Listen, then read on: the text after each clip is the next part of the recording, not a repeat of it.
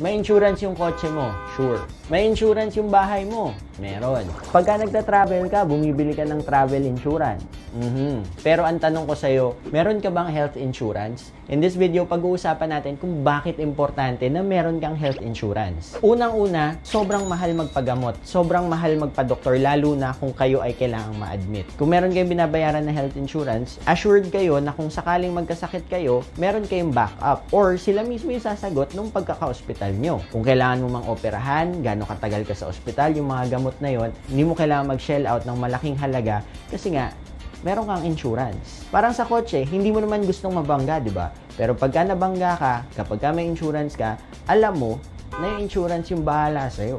Next reason kung bakit dapat kang may health insurance is nagkakaroon ka ng access to quality healthcare. Kapag ka may insurance ka, kahit malaking hospital man yan, kahit private hospital man yan, medyo confident ka sa sarili mo na, kaya yan. Kasi may insurance ako eh. Sagot naman yan ng insurance ko.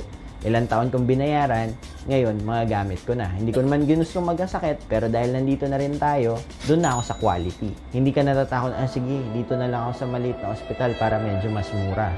Ngayon, dahil health mo yan, alam mo na importante yan sa'yo, dahil syempre, buhay mo yan, doon ka na sa makakapagbigay sa'yo ng high quality.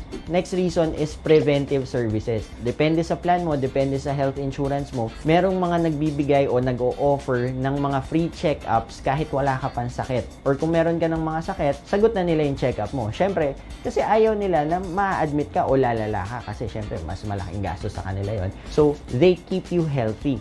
So, if they keep you healthy, mas okay yon para sa'yo and para sa kanila din. Sunod naman is para dun sa mga emergencies.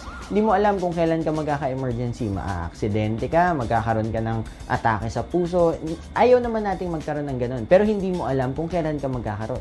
Kaya nga emergency eh. So kung meron kang health insurance, panatag ka na may sasagot sa'yo no matter what. Kung sakaling nang mapunta ka man sa ospital na hindi covered ng insurance mo, pwede ka naman magpalipat dun sa ospital na covered ka. Pero sure ka pa rin na may backup ka, may sasagot sa'yo. Unlike kung wala kang insurance at nagkaroon ka ng emergency, saan ka maghahanap ng pera bigla?